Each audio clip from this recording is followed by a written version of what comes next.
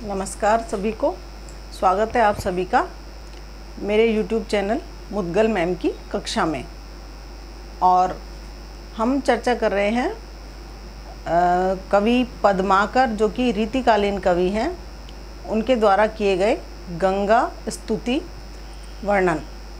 इस विषय पर, इस पद पर, इस कवित्व पर हम चर्चा कर रहे हैं। तो एक भाग हम पहले पढ़ चुके हैं, आज हम उसका अगला कवित्व देखते हैं। तो आइए शुरू करते हैं। कूरम पे कोल, कोलहू पे शेष कुंडली है, कुंडली पे फबो फैल सुफन हजार की। कह पद्माकर त्यों फन पे फबी है भूमि, कह पद्माकर त्यों फन पे फबी है भूमि।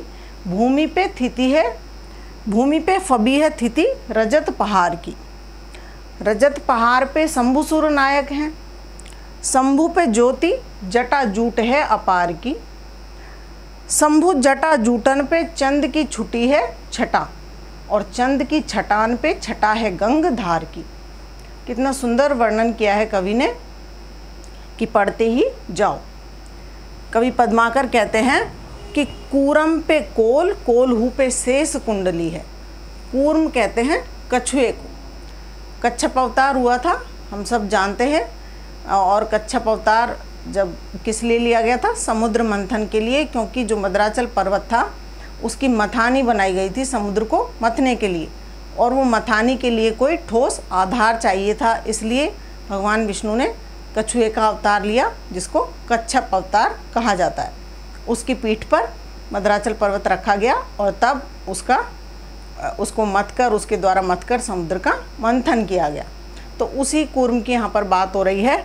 कवि कहते हैं कूर्म पे कोल है, यानी कच्छप, कछुआ, कछुए के ऊपर कोल अर्थात सुअर या वराह, वराह खड़ा हुआ है कछुए के ऊपर। और कोलहू पे शेष कुंडली है, उस कोल के ऊपर, वराह के ऊपर शेषनाग की कुंडली है। शेषनाग कुंडली मारकर बैठे हुए हैं। कुंडली पे फबो फैल सुफन हजार की, और उस कुंडली के ऊपर क्या शोभित हो रहा है? फब रहा है, सुंदर लग रहा है उनका फण, जो कि हजार मुख हैं, जिसमें हजार फण हैं, वो फैला हुआ है कुंडली के ऊपर। तो कूर्म के ऊपर वराह, वराह के ऊपर शेषनाग कुंडली मारकर बैठे हुए, और शेषनाग की कुंडली के ऊपर उनका फण सुशोभित हो रहा है हजार मुखों वाला। कहे पद्माकर त्यों फन पे फबी है भूमि। पद्माकर कवि कहते हैं कि उसी फण के ऊपर भूमि सुंदर सुशोभित हो रही है, फब रही है, खिल रही है। तो भूमि की स्थिति क्या है? पृथ्वी की स्थिति क्या है? कूर्म, कूर्म पे वराह, वराह पे शेषनाग, शेषनाग की कुंडली पे शेषनाग का फण, और फण के ऊपर पृथ्वी सुशोभित हो रही है। आगे कवि कहते हैं भूमि पे फबी है थिति रजत पहाड़ की, और उसी भूमि के ऊपर स्थित है क्या?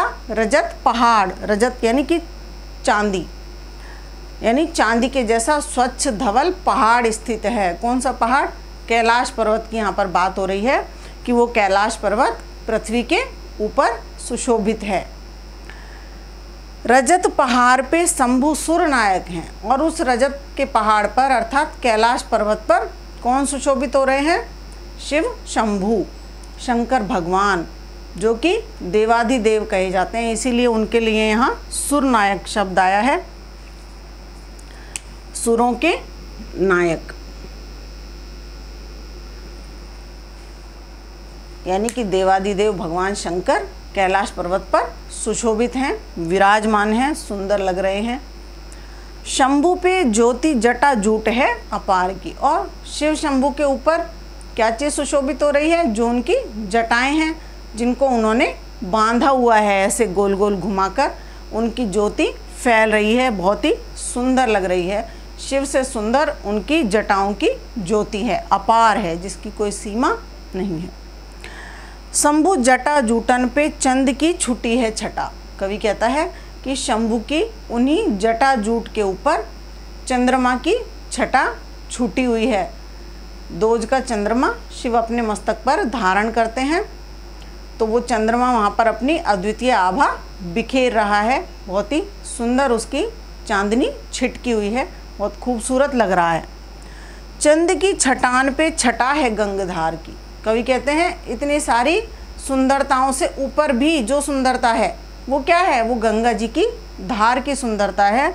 शिव की जटाओं के ऊपर चंद्रमा और चंद्रमा के ऊपर गंगा की धार, अर्थात गंगा जो है वो सबसे ज़्यादा ऊपर जाकर सुशोभित हो रही हैं। तो देखा हमने कितना सुंदर कवित्व ये पद्माकर कवि जी का कवित्व छंद है। ये कवित्व छंद में आपको पता है कि प्रत्येक चरण में 31 वर्ण होते हैं। ये एक वर्णिक छंद है। पहले चरण में 15, दूसरे में 16, पहले में 16, दूसरे में 15, फिर 16, फिर 15, इस तरह से 31 का प्रत्येक चरण यहाँ पर है। और अलंकारों की बात करें तो आप स्वयं बहुत अच्छे से ढूंढ लेंगे अलंकार। इसमें अनुप्रास अलंकार जगह जगह पर बहुत ही सुंदर तरीके से कवि ने प्रयुक्त किया है। छूटी है छटा, छटा छटा कई जगह आया है। ट की आवृत्ति ऐसे ही यहाँ जटा जूट में भी ट की आवृत्ति है। और यहाँ देखिए फबो फैल सुफन हजार की यहाँ पर फ वर्ण की आवृत्ति है। तो इस तरह से यहाँ पर अनुप्रास अलंकार का बहुत ही सुंदर कवि ने प्रयोग किया है। और ब्रज भाषा का यहाँ पर प्रयोग किया गया है, जो कि बहुत ही सुंदर ब्रज भाषा है, साहित्यिक ब्रज भाषा है, बहुत अच्छी लग रही है पढ़ने में। तो मैं समझती हूँ कि आपको अच्छे से समझ में आया होगा ये कवित्व पद्माकर जी का। अगले भाग में अभी 2 कवित्व और बाकी हैं गंगा स्तुति वर्णन के, जिनको हम अगले वीडियो में पढ़ेंगे। धन्यवाद।